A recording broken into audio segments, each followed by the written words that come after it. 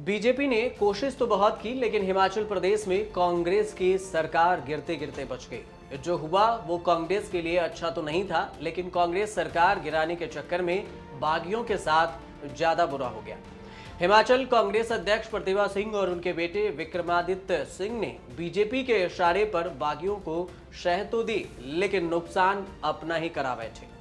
विरोध जताने के लिए अब प्रतिभा सिंह कांग्रेस हाईकमान से भिड़ गई हैं। कांग्रेस हाईकमान ने हिमाचल प्रदेश के नेताओं को चुनाव की स्ट्रेटजी फाइनल करने के लिए दिल्ली बुलाया था। प्रतिभा सिंह दल बदल के साथ दिल्ली गईं, लेकिन ये कहकर लौटी कि मंडी से चुनाव नहीं लड़ेंगी। कारण बता रही हैं कि संगठन में नाराजगी है, पार्टी के कार्यकर्ता सक्रिय नहीं हैं।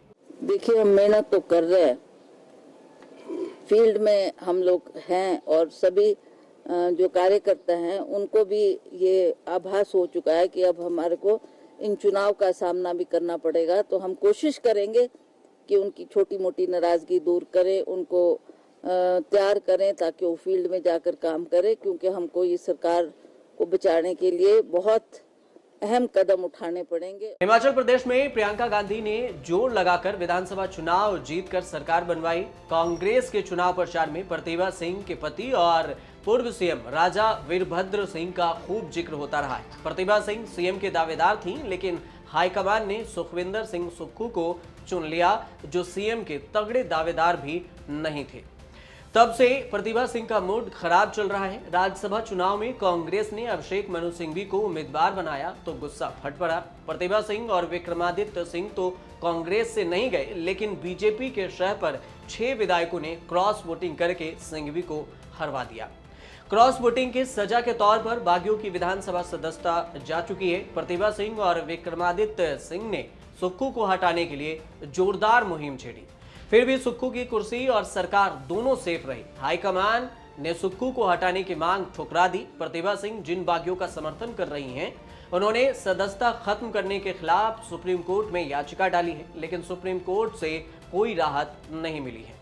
मौजूदा सांसद होने के कारण मंडी लोकसभा सीट पर प्रतिभा सिंह नेचुरली उम्मीदवार मानी जाती हैं और इससे पहले भी चर्चा होती रही थी, लेकिन वही कह रही हैं कि चुनाव लड़ने का माहौल नहीं है। प्रतिभा सिंह हिमाचल में कांग्रेस के अध्यक्ष हैं, पूरा संगठन उनको रिपोर्ट करता है। अगर वह कह रही हैं कि संगठन नाराज है तो हाईकमान करे तो करे क्या? देखिए, एक नई चुनौती हमारे सामने आ गई है। ये 6 विधायक जो पार्टी से निष्कासित हुए हैं, अब ये भी बहुत महत्वपूर्ण है कि हम इन सीटों को जीतें।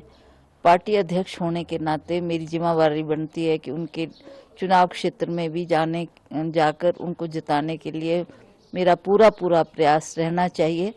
तो मैंने इसीलिए मंडी से हटकर ये कहा है कि आप मंडी से किसी और को चुनाव में उतारें और मैं प्रदेश में जहाँ जहाँ भी हमारे इलेक्शन होने हैं उन क्षेत्रों में जाकर अपने प्रत्याशियों को जिताने का पूरा प्रयास करूंगी। प्रतिभा सिंह की दिक्कत यह है कि अगर लोकसभा चुनाव लड़ती हैं तो कांग्रेस को मंडी सीट पर हराने के लिए बीजेपी जमीन आसमान एक कर देगी। प्रतिभा सिंह के लिए मंडी में चुनाव कुआं और खाई जैसा है। वैसे लोकसभा चुनाव के लिए जो ओपिनियन पोल सामने आए हैं उससे कांग्रेस के लिए कोई अच्छे संकेत नहीं है। हिमाचल की चारों लोकसभा सीट पर बीजेपी के जीतने का अनुमान जितने भी ओपिनियन पोल है उसमें बताया गया है। प्रतिभा सिंह के पति वीरभद्र सिंह को सम्मान के साथ हिमाचल में राजा वीरभद्र सिंह पुकारा जाता है। 6 टर्म में 21 साल कांग्रेस सरकार के सीएम रहे, 9 बार विधायक और 5 बार सांसद चुनाव जीते। 13 साल की उम्र में बुशहर रियासत का राजा बनाया गया था। 1971 में राजा वाला सिस्टम खत्म होने तक राजा रहे। उन्होंने 2 शादियां भी की। 20 साल की उम्र तक पहले शादी रत्न कुमारी से और दूसरी शादी 51 की उम्र में प्रतिभा सिंह से की थी। वीरभद्र सिंह के साथ प्रतिभा सिंह भी राजनीति में आ गई। 1971 से वीरभद्र सिंह मंडी लोकसभा चुनाव लड़ने लगे। जब वो नहीं लड़े तब उन्होंने प्रतिभा सिंह को मंडी से लड़ाया। प्रतिभा सिंह ने मंडी की सीट 3 बार जीती। 2019 में सीट हारने के बाद भी 2021 के उपचुनाव में उन्होंने सीट जीती थी। उनके नहीं लड़ने से कांग्रेस को 1 सीट का नुकसान भी दिखेगा। मंडी कांग्रेस का पुराना मजबूत गढ़ रहा है। वीरभद्र सिंह, प्रतिभा सिंह समेत कांग्रेस के 12 बार सांसद मंडी से जीते हैं।